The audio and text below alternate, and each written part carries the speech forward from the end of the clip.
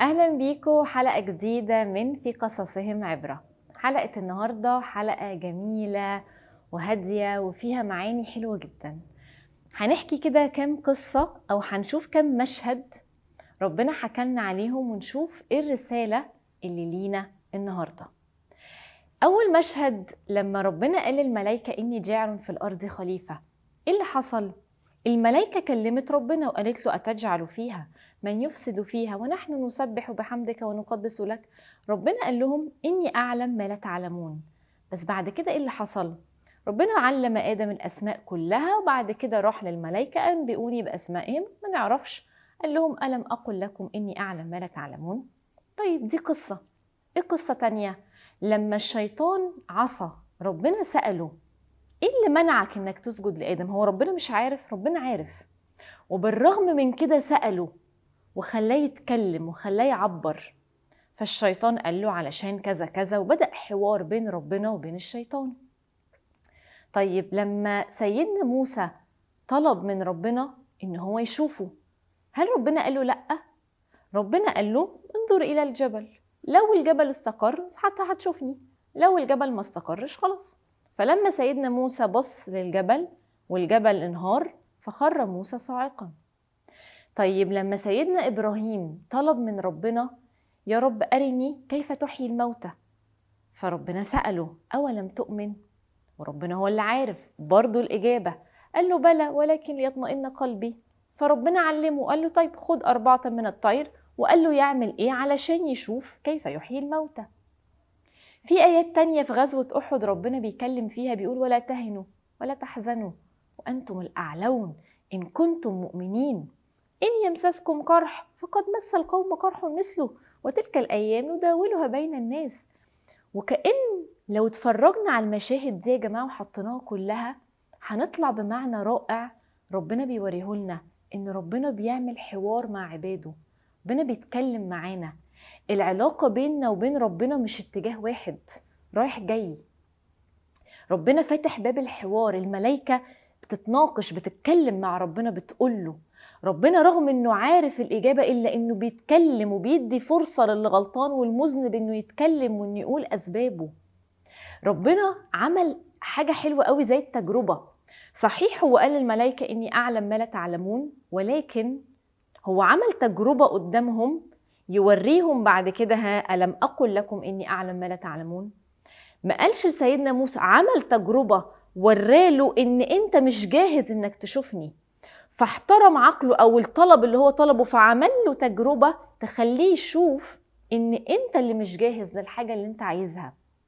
وفي وقت كان بيطبطب انتوا زعلانين، طب ما انتوا زي ما انتوا في ضرر عندكم هم كمان في ضرر، طب دي ناس كانت خسرانه في غزوه، بس ربنا بيطبطب عليهم وبيجبر بخاطرهم بيقول لهم انتم الاعلون ان كنتم مؤمنين. ما تيجوا كده واحنا رمضان خلاص بيخلص وبعد ما شفنا القصص دي والحوارات الجميله الدافيه دي، ما تيجوا كده نفتح باب حوار مع ربنا. ما تيجوا كده نعدي مرحلة ان علاقتنا مع ربنا بس ان احنا نصلي ونقرأ قرآن ونقول الورد بتاعنا ونقول الذكر بتاعنا ونروح نحفظ ونيجي.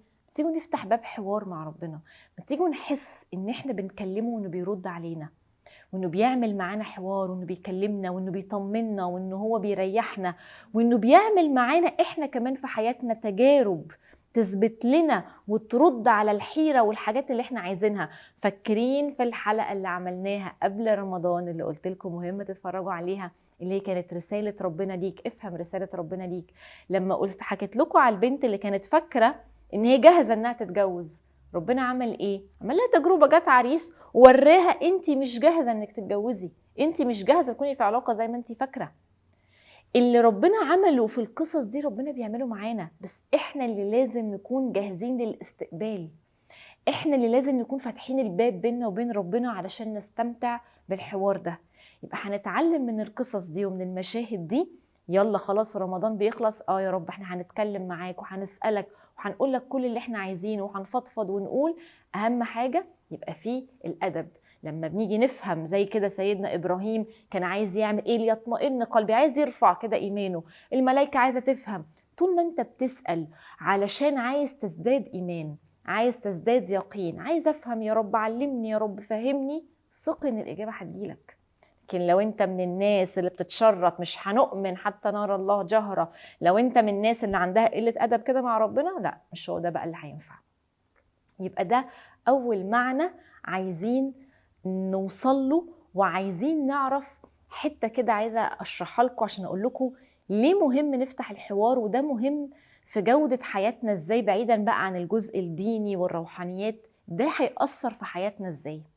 تعالوا نتخيل كده لو احنا جينا لأطفال قررنا ان احنا ندرس لهم عن ونعرفهم عن حيوان الكلب مثلا، وقعدنا نوريهم صور للكلاب وانواع والكلب والحياه بتاعت الكلاب وكل ده، هيبقى عندهم معلومات معينه صح.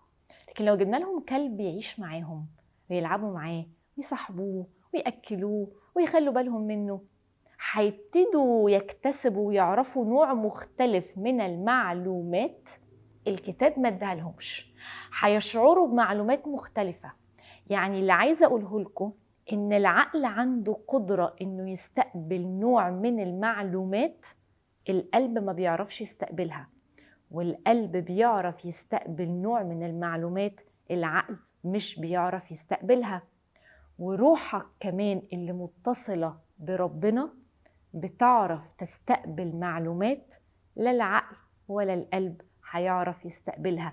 مهم قوي إنك تتصل مع ربنا، لإنك هتجيلك معلومات، خواطر، إلهامات، معاني من ربنا. اتصالك بربنا هنبتدي كده روحنا بتتصل وقلبنا كده ومشاعرنا، هنقدر نستقبل معلومات، خواطر، معاني، إلهامات عقلك مش هيقدر إن هو يستقبلها.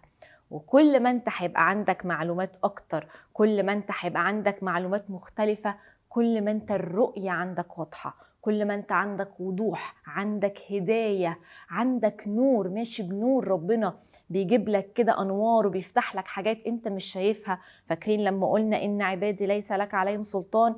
أيوة احنا ماشيين في المعية معاك يا رب، وبنتكلم معاك وبنستقبل منك كده استقبال مباشر علشان نقدر ما نضلش الطريق بتاعنا، والشيطان ولا حتى البشر يبقى ليهم باور أو سلطان علينا. آخر حاجة وآخر رسالة عايزة أقولها لكم من المشاهد الحلوة دي، في نوع من الناس كده، يا رب يا رب يا رب ما تكونوش منهم، بيكون بعض أو كتير من مثلا السادة الرجال لما بيبقى رافض إن هو يتناقش مع زوجته، فلما تيجي زوجته تقول له هو أنت بتعمل كده ليه؟ طيب أنت إيه رأيك؟ أنت هتناقشي معايا؟ إيه؟ ما مش فاهم، أنت بقيتي بجد بتجادلي كده، واللي أقوله لك هو اللي يتسمع، تسمعي كلامي وما تسألينيش. ايه اللي تفهم وانا لسه هقنعك؟ هو اللي انا بقوله يتنفذ. كم راجل عنده عقلية اللي انا بقوله يتنفذ؟ هو انت هتناقشيني؟ ايه افهمك تفهمي؟ مش لازم تقتنعي. هو انت لازم تقتنعي؟ مش لازم تقتنعي اصلا. مين قالك انك لازم تقتنعي؟ انت تقولي اللي بقولك عليه وخلاص. يعني عايزه اسالك، من انت ايها البشر اللي انت ما بتحترمش عقل المخلوق والبشر اللي زيك؟ ده ربنا احترم عقولنا، انت ما بتحترمش عقول اللي حواليك ليه؟ في فرق يا سيدي ان كلمتك هي اللي هتمشي، وانت راجل وسيد الرجاله ومحدش هيمشي عليك كلمه، بس ده ما يمنعش انك تحترم عقلها وانك تفهمها. لا انا عايز اعمل ده عشان كذا كذا كذا، لا هفهمك علشان الامور لما بتمشي كذا. ايه المشكله ان انا احترم عقلها واناقشها وافهمها واقنعها واخد ودي معاها في الكلام؟ ايه المشكله؟ ده لا هيقلل منك ولا اي حاجه، بالعكس ده انا بحترم العقل اللي قدامي، وفي الاخر كلمتك اللي هتمشي. بنشوف اباء وامهات بيتعاملوا مع اولادهم هو كده مفيش نقاش، مش فاهمه انا ايه العيال اللي بتسال ليه، مش فاهمه انا ايه العيال اللي بتتلامض وتعمل، هو تعمل اللي بقولك عليه من غير نقاش ليه. كلمتك هتمشي كأب وكلمتك هتمشي كأم. ربنا نتعلم من ربنا، إني أعلم ما لا أنا بس راح عمل تجربة، وراهم، شرح، وضح لهم في حتة نورت عندهم ما كانوش منتبهين لها. لازم نعمل، خلاص احنا لازم نذاكر، لا هنذاكر، بس مفيش مشكلة ان هو عايز يفهم. طفل مش فاهم ايه أهمية المذاكرة، يعني المذاكرة دي هتعملي ايه في حياتي؟ يعني ليه لازم اطلع انسان متعلم في حياتي؟ ليه يعني؟ ايه المشكلة اخده واتمشى معاه، تعالى يا ابني انت عارف والحياة، واشرح له واقنعه واكبره. كل ما بنشغل عقل وبنحترم عقل اللي قدامنا بيكبر. وعشان كده ربنا احترم عقولنا، وعشان كده ربنا امرنا افلا يعقلون افلا يتدبرون. روح شغل مخك. هو ربنا مش عارف انك لو شغلت مخك هتسأل؟ هيبقى عندك حيرة، هتتوه، هتتلخبط، هتبقى في حاجة تشكك فيها. طب ايه يا رب؟ ما طبعا كل ما هتشغل عقلك هتجيلك لخبطة، هتروح تطلب من ربنا المساعدة هيديها لك. هو المصدر. عشان كده قلت لكم اسأل وانت عايز تفهم. ربنا عارف لما تشغل عقلك هتسأل. ربنا بيحترم عقلنا. فبلاش نبقى احنا البشر بقى لما اولادنا، لما الناس اللي حوالينا، لما واحد يجي في شغل يقولك يا عم اشرح لي، يقول لي يا عم اعمل بقى اللي انا بقولك عليه، انت لسه هتقرفني، اعمل اللي انا بقولك عليه. نحترم عقول البشر اللي زينا كده زيهم، وبلاش نعمل كده حركات مش لطيفة كده مع بعض. علشان ايه؟ تبقى الدنيا حلوة. اتفقنا يا حلوين؟ اتفقنا. مكملين خلاص اخر رمضان، كله هيفتح باب كلام مع ربنا ودفى وقرب وحوار كده رايح، مفيش في النص كده اي حاجة في النص. مني ربنا كده على طول. ربنا كده يفتح علينا كلنا ويرزقنا كده يا رب يا رب قربه، ويرزقنا كده حبه ويحبنا ويبصلنا ويرضى عنا يا رب جميعا يا رب ان شاء الله. اشوفكم ان شاء الله الحلقة الجاية.